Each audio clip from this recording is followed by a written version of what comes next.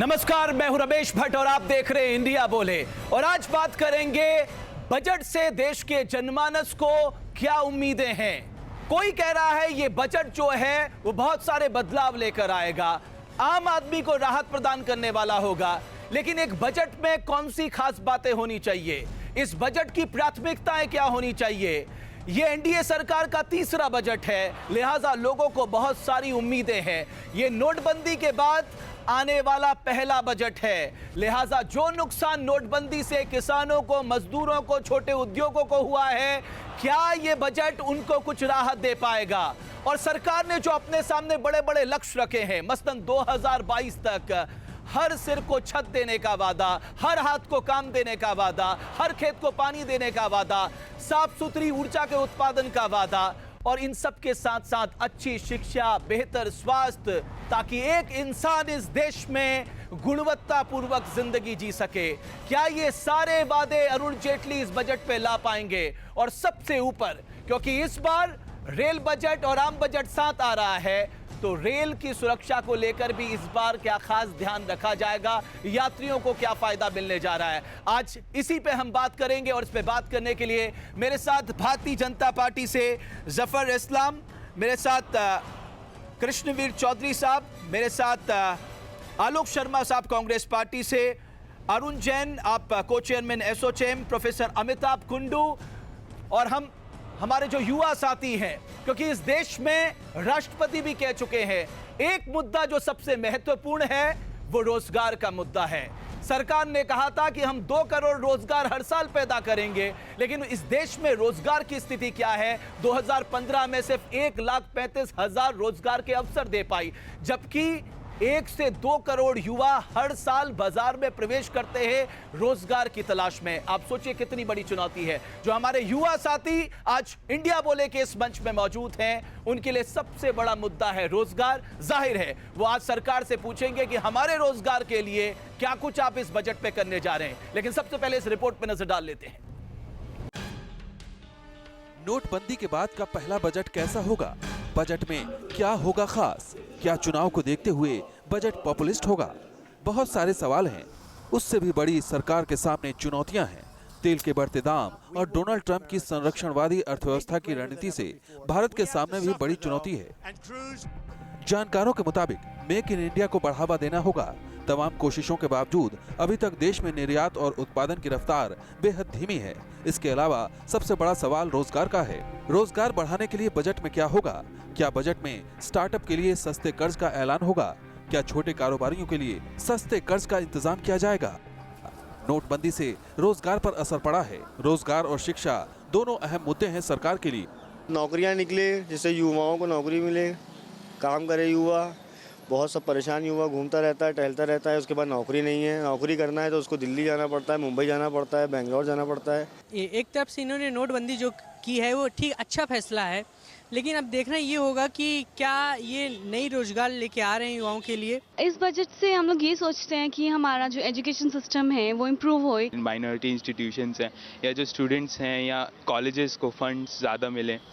सवालों और चुनौतियों के बीच सबकी नजरें बजट घोषणाओं पर टिकी होंगी।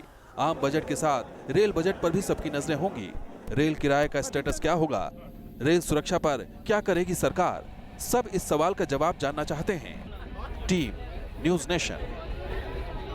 जफर इस्लाम साहब, राष्ट्रपति भी कह चुके हैं कि सरकार को रोजगार को प्राथमिकता में रखना पड़ेगा, लेकिन इन 2.5 सालों से भी ज्यादा के समय में रोजगार के हालात इस देश में खराब हैं और नोटबंदी से खासकर छोटे उद्योगों के 35% रोजगार चले गए हैं। इस बजट से क्या उम्मीद करें। देखिए, हमारा बजट पिछले 3 सालों में जो भी बजट दिखा है, हर बार हमने बजट पेश किया है जो इसमें डेवलपमेंटल बजट है, जिससे नौकरियां भी आए।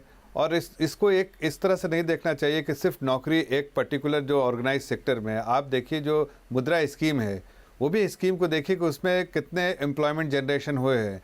और अगर इनफॉर्मल और फॉर्मल दोनों साइड को अगर आप देखेंगे तो आपको लगेगा कि बहुत ज़्यादा नौकरियां जो है सरकार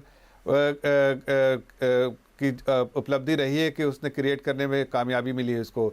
लेकिन मुद्रा स्कीम में जो हम लोगों ने जितना लोन दिया है, हर एक लोन लेने वाला इंसान आप अपनी नाकामियों को छुपाने के लिए मुद्रा स्कीम का हर बार जिक्र कर देते हैं। ठीक वैसे ही करते हैं जैसे हर परेशानी का जवाब यूपीए सरकार महात्मा गांधी नरेगा पे देती थी। वो महात्मा गांधी नरेगा का मंत्र जपते थे, आप मुद्रा स्कीम का मंत्र जपते हैं। मैं आपसे पूछ रहा हूं, आपने 2 करोड़ सालाना रोजगार देने का जो वादा किया वो आप क्यों नहीं दे पा रहे हैं?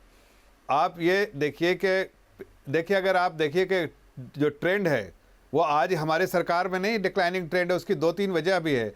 ऑटोमेशन से थोड़ी जॉबें जाती हैं, तो आप देखिए 2011 से जो है डिक्लाइनिंग ट्रेंड है फॉर्मल सेक्टर में, पार्टली बिकॉज ऑफ ऑटोमेशन।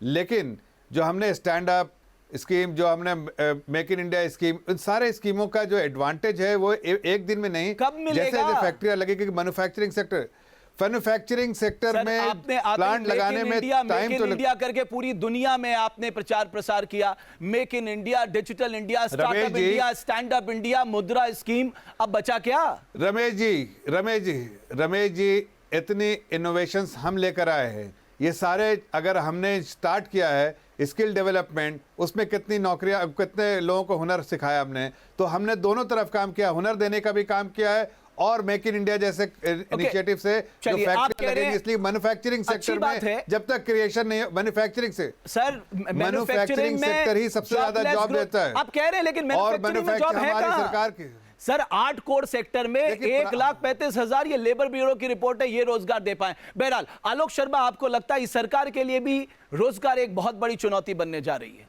देखिए, मैं समझता हूं सरकार के लिए अर्थव्यवस्था ही पूरी तरह से चुनौती बन गई है। इन लोगों ने इतने इनोवेशन कर दिए कि अर्थव्यवस्था की कमर तोड़ दी है। इन लोगों ने इतने इनोवेशन कर दिए कि पूरी अर्थव्यवस्था को, अर्थतंत्र को आईसीयू में पहुंचा दिया है। Make in India, startup India, stand up India, let up India, पता नहीं कौन कौन से इंडिया, ये इंडिया के चक्कर में पूरे देश को चक्रव्यूह में फंसा के छोड़ दिया है। नोटबंदी ने, आप देखिए, मुरादाबाद, बनारस, मिर्जापुर, लुधियाना, यमुनानगर, इंदौर, गुड़गांव, कांचीपुरम, संभलपुर, कटक, पूरे देश के उद्योग का बंटाधार कर दिया इन्होंने।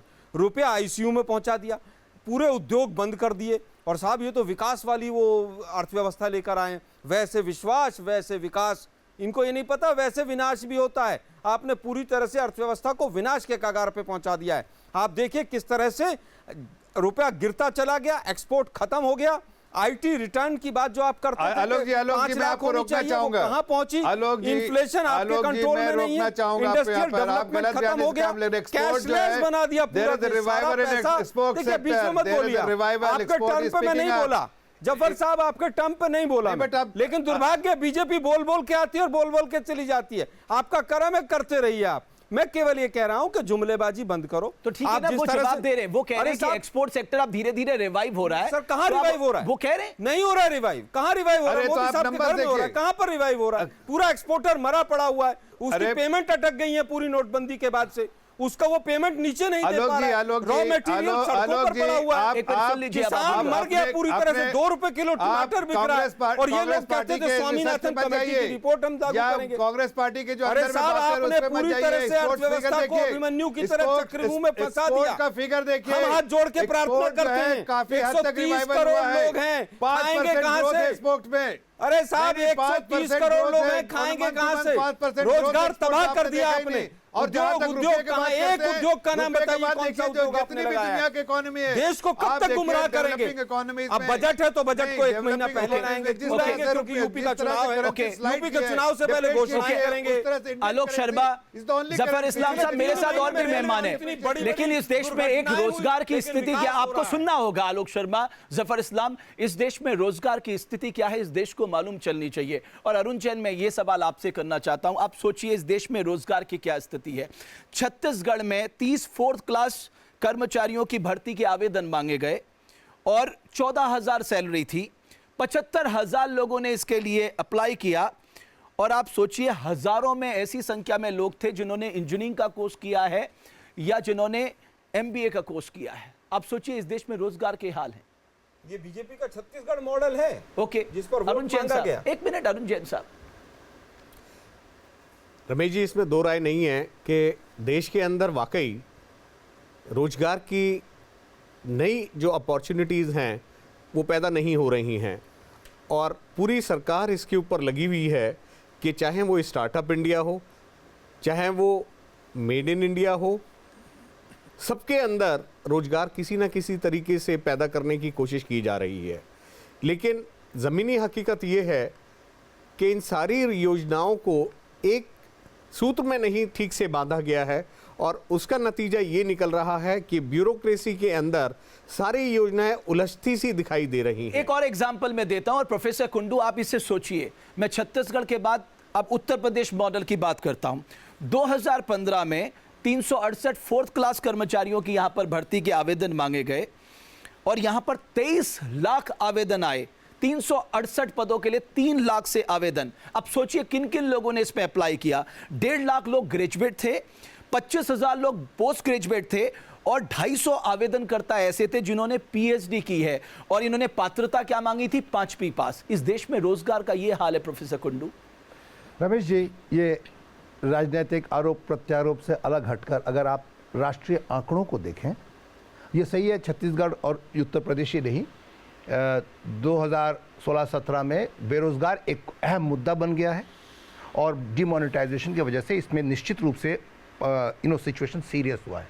लेकिन ये बात भी सही है कि 2012-13 से अनएम्प्लॉयमेंट रेट बढ़ता जा रहा था। आपने लेबर ब्यूरो का जिक्र किया, सीएमआई का इंडेक्स है और निश्चित रूप से ये डिक्लाइनिंग ट्रेंड जो है ये नवंबर दिसंबर में वो निश्चित रूप से और भी खराब हुआ।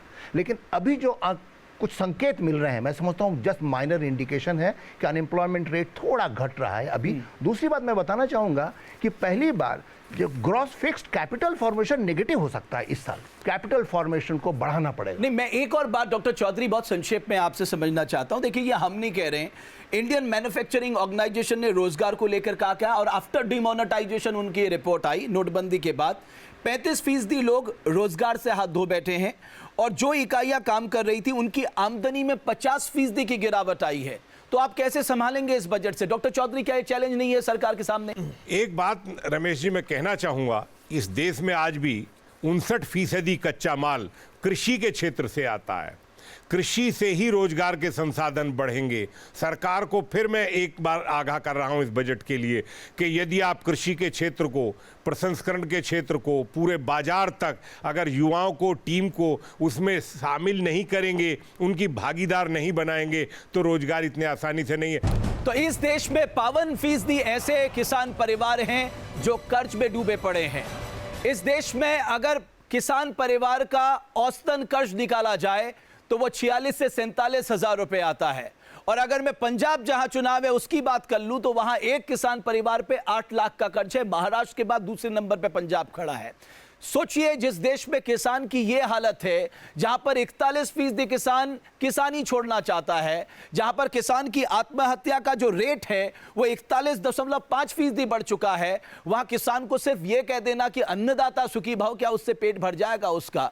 जफर इस्लाम, आपने तो किसानों के लिए सब कुछ करने की बात कही। आपने कहा मेरी सरकार किसानों को समर्पित है। किसानों का जो सुइसाइड रेट है वो 41.5% बढ़ गया। इस देश के प्रति किसान के ऊपर 47,000 का कर्ज है और आप सोचते हैं 2 महीने का ब्याज माफ कर आप किसानों को खुशहाल कर देंगे। ये समझ से परे है सर।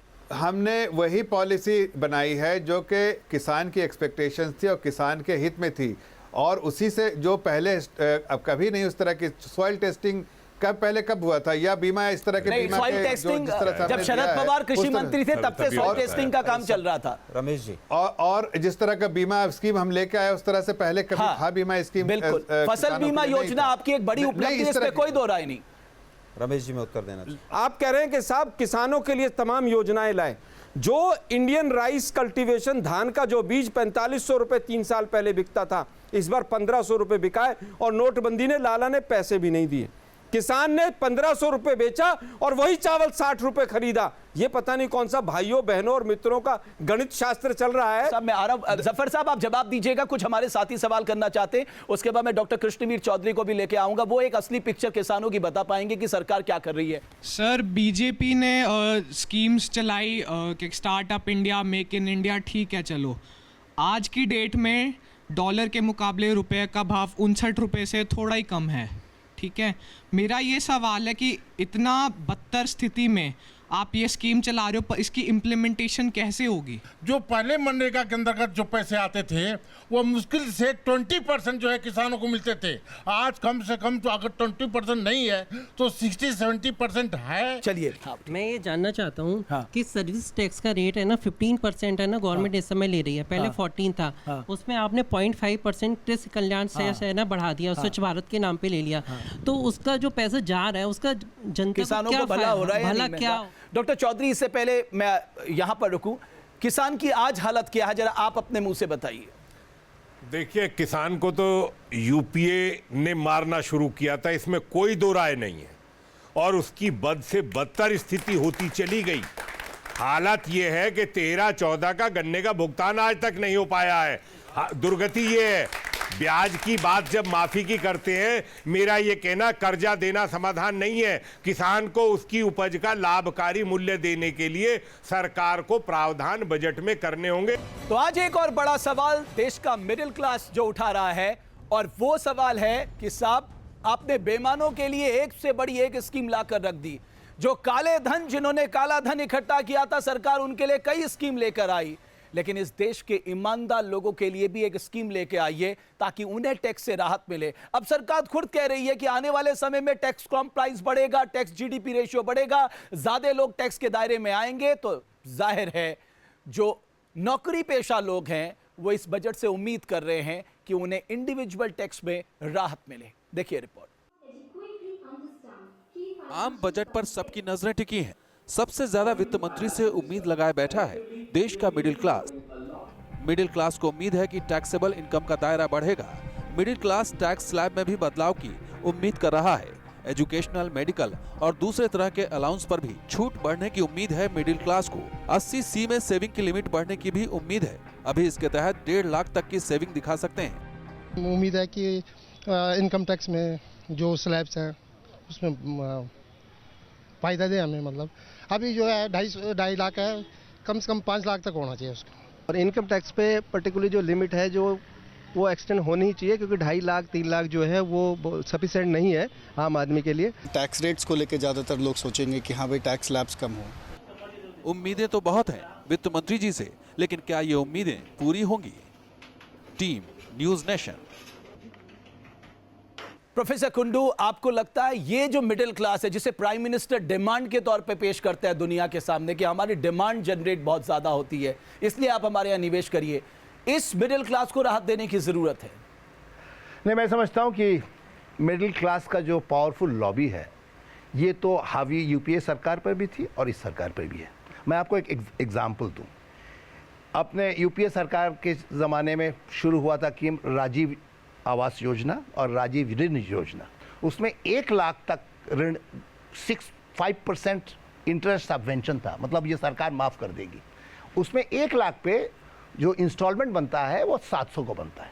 मुझे लगता है कि गरीब आदमी, अगर आप हाउसिंग पर टारगेट कर रहे हैं, कौन से शहर में 1 लाख रुपए के लोन लेने के बाद घर मिल जाएगा, पहले तो मुझे आप ये बता देखिए। पहली बात तो ये है कि 1 लाख पे 700 रुपये अगर गरीब को देना पड़ता है, अगर आप कहते हैं कि 12 लाख पर आप लोन देंगे तो उसका 10,000 रुपये पर मंथ देना पड़ता है। कौन गरीब आदमी 10,000 रुपये दे सकता है? इसीलिए सरकार को चाहिए था, मुझे लगता है अभी जो है प्राइम मिनिस्टर ने अनाउंस किया है कि हम 12 लाख तक दे सकते हैं गरीबों के नाम पर। हाउसिंग शॉर्टेज जो है 95% शॉर्टेज जो है EWS के लिए है, लो इनकम ग्रुप्स के लिए है। आपने 1 लाख से 6 लाख किया, 3 लाख किया, फिर 6 लाख किया, अभी आपने 12 लाख कर दिया। इसका मतलब यह है कि जो घर जो है खाली पड़े हुए हैं ना, जो रियल एस्टेट बिल्डर्स वो नहीं बेच पा रहे हैं, उनको आप घर भी बिकवाएंगे। टारगेट आपका पुअर पर होना चाहिए। मुझे लगता है सरकार ने। अच्छा, आप ये बताइए 2022 तक सबके सिर पे छत हो पाएगी या नहीं हो पाएगी, या ये भी एक बहुत बड़ा हमने सपना देख लिया है? देखिए, KPMG का एस्टिमेशन जो है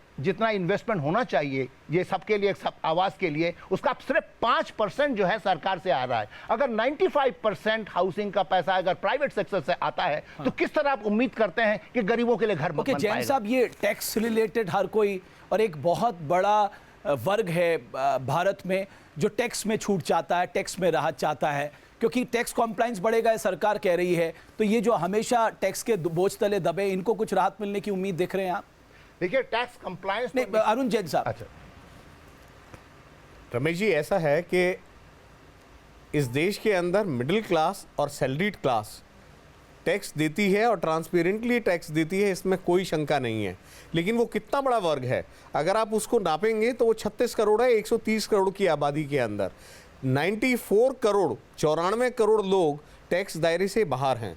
उनको दायरे के अंदर लाना किसी तरीके से एक बहुत ज़रूरी एक कंपल्शन बन गई है इकोनॉमी की। अगर वो नहीं हुई पूरी तो जल्दी ही इस देश के अंदर 36 करोड़ लोग 94 करोड़ लोगों के लिए काम करते हुए दिखाई देंगे। ये पोजीशन आप ज्यादा देर तक नहीं रख सकते किसी भी देश के अंदर। आप कह रहे हैं कि वो ईज ऑफ डूइंग बिजनेस का जो इन्वायरमेंट है वो सरकार को बनाना होगा, सरकार उस पर ध्यान भी दे रही है। शरद कोहली साहब, आप क्या मानते हैं कि ये जो सर्वे क्लास है, जो पर्सनल इनकम टैक्स या जो छूट मिलती है एटीसी के दायरे में, यहां कुछ उम्मीद पाले?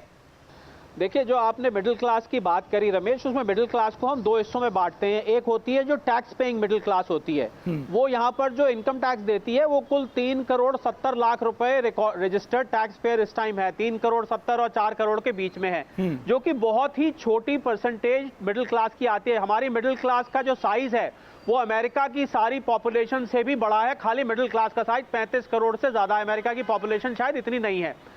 तो अब जो इनकम टैक्स देने वाले हैं उनको हम एक तरफ रख देते हैं। तो इनकम टैक्स वाले ये उम्मीद रख रहे हैं कि जो टैक्स का स्लैब है अभी 2.5 लाख का, वो 2.5 लाख से बढ़ के 4 लाख, 3.5 लाख, 4 लाख तक आराम से पहुंच जाए। दूसरा, वो चाहते हैं कि जो टैक्स के रेट्स हैं, अभी 10% टैक्स है, 20% टैक्स है और 30% टैक्स है, वो ये चाह रहे हैं इन रेट्स में भी रैशनलाइजेशन होना चाहिए। ओके, कोहली साहब आपने अपनी बात रखी, जैन साहब कुछ कहना चाहते हैं आपके साथ? देखिए, मैं इस देश की जनता से एक बात कहना चाहता हूं, जो हमारे पॉलिटिशियन या ब्यूरोक्रेट्स या जो पढ़े लिखे चार्टर्ड अकाउंटेंट कोहली साहब जैसे बोलते हैं कि हमारे यहाँ 3.5 करोड़ टैक्स देते हैं, ये बिल्कुल झूठ है, सरासर झूठ है। यहाँ पे इस देश के अंदर 96% लोग टैक्स देते हैं सुबह उठने के बाद से। टैक्स का मतलब सिर्फ इनकम टैक्स नहीं होता है। इस देश में 55 तरीके के टैक्स हैं, जो सर्विस टैक्स देता है, आपका चुंगी देता है, 55 टैक्स देते हैं, आप स्टेट और सेंट्रल टैक्स देते हैं। ये आंकड़े मेरे पास अरुण जी पहले से हैं। ये आंकड़े ये सारे देश को पता है कि 36 करोड़ लोग झूठ बोलते हैं, ये सारे के सारे झूठ बोलते हैं। 95% बोल रहा हूँ और बोलते हैं कि 3.5% डेटा ले लें जाके, ऐसा झूठ डेटा ले लें, आपको पता लग जाएगा। कोई बोलने वाला नहीं है कि टैक्स का मतलब इनकम टैक्स नहीं होता है। टैक्स का मतलब 55 टैक्सेस है। आपका एक गरीब वो अपनी हैसियत से एक माचिस भी खरीदता है सुबह से, जो टेलीफोन देता है, हर आदमी टैक्स देता है। ये इनकी इतना बड़ा पेट हो गया है, दरअसल इतना बड़ा पेट हो गया है कि इनको सिर्फ टैक्स के लिए 3.5 करोड़ आदमी इनकम टैक्स वाले दिखाई देते हैं। ओके जैन साहब, ओके शरद कोहली साहब, नहीं ऐसा कुछ नहीं है। वो बेसिकली कोहली साहब मान गया, डायरेक्ट टैक्स की आप बात कर रहे थे, उसमें इनडायरेक्ट टैक्स नहीं आया था। अगर ओवरऑल टैक्स की बात करें, आपकी बात से सहमत हूं। तो यहाँ पर जो आत्महत्या कर रहा है रमेश जी किसान, इनडायरेक्ट टैक्स तो वो भी दे रहा है, देता ही है सर। जफर इस्लाम साहब, जो आपने बजट एस्टीमेट रखे हैं उसमें डायरेक्ट टैक्स में आपने 1060 करोड़ नीचे ले आए अपने बजट एस्टीमेट में, लेकिन मैं देख रहा था इनडायरेक्ट टैक्स में आपने एस्टीमेट बढ़ाकर 20,670 करोड़ कर दिया। आप जानते हैं ना, इनडायरेक्ट टैक्स का असर एक अमीर पे भी उतना ही पड़ता है, गरीब पे ही उतना पड़ता है। सारी झोली क्या इनडायरेक्ट टैक्स से ही भरेंगे क्या इस देश की? रमेश जी, आप ये देखिए कि जो जीएसटी का जब इम्प्लीमेंटेशन होगा तो इनडायरेक्ट टैक्स में बढ़ोतरी होगी, वो अपने आप ही बढ़ोतरी होगी, किसी पे बोझ नहीं पड़ेगा, लेकिन बढ़ोतरी होगी। ये बात जो कुछ लोग कह रहे थे कि जीएसटी जब इम्प्लीमेंट होगा और 18% सर्विस टैक्स होगा, देखिए शॉर्ट टर्म में हो सकता है, मैं कह रहा हूँ कि इन्फ्लेशन जरा सा बढ़े, लेकिन लॉन्ग टर्म में इन्फ्लेशन कम होगा। ये इन्फ्लेशन जीएसटी से इन्फ्लेशन कम हुआ है, दामें कम हुई हैं, अटेंड के टैक्स बेस बढ़े। ओके जफर साहब, मैं आलोक शर्मा साहब को लेकर आ रहा हूं, आप वो कुछ बात करना चाह रहे हैं। आलोक शर्मा साहब, देखिए मैं समझता हूं जब से मोदी सरकार आई है टैक्स के नाम पर देश में लूट हुई है। 15 बार पेट्रोल और डीजल के ऊपर एक्साइज बढ़ा है 2.5 साल में। 9 लाख करोड़ का डाका आम आदमी की जेब पे पड़ा है। ये जेटली साहब कहते थे इनकम टैक्स की जो लिमिट है 5 लाख होनी चाहिए, कब कहते थे? 2005-06 में। 4 बजट आ गए, 1 रुपया इनकम टैक्स की लिमिट नहीं बढ़ाई इन्होंने। आज बातें कर रहे हैं, आपकी नीयत सिंसियरिटी, ऐसे सिंसियरिटी और ऐसे पता नहीं कौन कौन से फार्मूले बता रहे हैं आप लोग। अरे आम आदमी का सारा पैसा आपने निकालकर लिक्विडिटी को समाप्त कर दिया। अब कह रहे हैं 50,000 रुपए निकालोगे बैंक से तो उस पर भी टैक्स लगा। लगाएंगे। अरे टैक्स तंत्र पूरी तरह से आपने आतंक तंत्र में बदल दिया है। आप मुझे केवल ये बता दीजिए कॉन्टैक्ट टैक्स, एक टैक्स जो घटा दिया हो 2.5 साल में। अरे 5 रुपए का तो साधन नहीं होंगे देश के पास, देश का कल्याण कैसे होगा? कहां से साधन? ये तो लूट है पूरी तरह से। 5 रुपए का प्लेटफॉर्म टिकट हमें 70 साल लग गए 0 से 5 रुपए पे लाने में, इनको 70 दिन नहीं लगे। 50 से स्थिति में आपने 5 रुपए से 10 रुपए में पहुंचा दिया इन्होंने। मुझे केवल ये बता दीजिए 200 रुपए किलो दाल बिकवा दी, और ये महंगाई की बात करते हैं कि महंगाई कम होगी। वो लॉन्ग टर्म सीमेंट, आपने तो देश की संपत्ति लूटी है, और आज आप बात कर रहे हैं 70 सालों से देश की संपत्ति लूट के देश को सबको। मोदी साहब ने कहा है लाल रंग का सूट पहन के मकान सबको मिलेगा। अरे मकान मिलेगा कैसे? आप कैसे मिलेगा बताइए ना जरा। अरे 2 साल में जो हमने किए पूरी तरह से इकोनॉमी को ठीक करने की कोशिश की आपने, तो चरमराती इकोनॉमी को छोड़ दी। पैसा आप बताइए कि जीडीपी ग्रोथ क्या था उस वक्त? सफर इस्लाम साहब, रोजगार मिलेगा तभी ना आपस में आपके लड़ने का कोई फायदा नहीं है। शरद कोहली साहब, आपको नहीं लगता कि जो सोशल सेक्टर में यूपीए के दौरान फोकस था वो एनडीए के आने के बाद फोकस कम हुआ है? मुझे नहीं लगता है ऐसा रमेश कि ऐसा हुआ है। कौन से ऐसे सोशल सेक्टर में आपको लग रहा है कि जो आजकल इन्वेस्टमेंट नहीं हो रहा है जो कि पहले हो रहा था?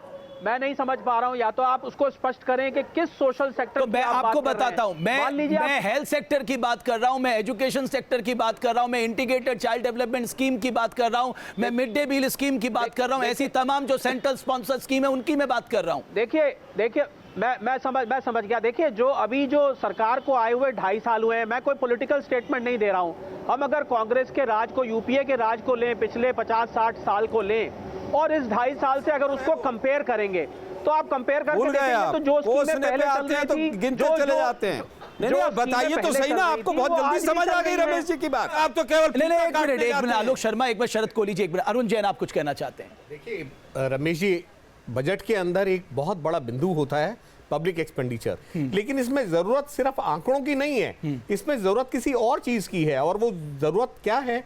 टेक्नोलॉजी की।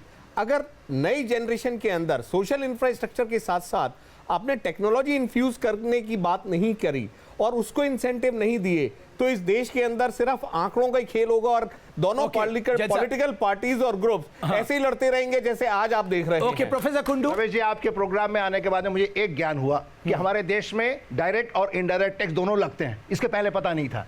मैं आपको बताना चाहता हूं कि हमारे देश में अगर आप जीडीपी से रेशियो निकालें, डायरेक्ट एंड इनडायरेक्ट टैक्स का आधे से थोड़ा ज्यादा है वर्ल्ड एवरेज की तुलना में, आधे के बराबर है। मैं ये भी पता नहीं था कि नेशनल सैंपल सर्वे जो है इनकम का डेटा देती है, जिस तरह आलोक साहब कह रहे हैं। इनकम का डेटा जो है न तो रूरल का न अर्बन का, एनएसएस से आता है। लेकिन मैं ये कहना चाहूंगा, एनएसएस तमाम तरह के डाटे देता है जिसके बेसिस पे इनकम कैलकुलेशन होती है, चाहे वो डायरेक्ट इनकम कैलकुलेशन हो चाहे इनडायरेक्ट हो। अगर आपको पता ना हो, मैं नेशनल मैं तो अनपढ़ हूं, आप बताइए मुझे। अगर मैं समझ गया, सारे अनपढ़ हैं, आप ही जानी आए थे। ये आप एक मिनट, बहुत बुद्धिमान व्यक्ति है, आप उनकी बात सुन लीजिए। ओके अरुण जैन साहब, बैठे हुए वो भी टैक्स देते हैं, सबको पता है, ये पिताजी भी सबको पता है, ये कोई इशू नहीं है, यहाँ पर झगड़ा करने के लिए इशू नहीं है। लेकिन सुनिए, मैं ये कहना चाहता हूँ कि सरकार आजकल यूनिवर्सल मिनिमम इनकम की बात कर रही है, 1000 रुपए सबको देगी। मुझे लगता है ये बहुत पॉपुलिस्ट मेजर है,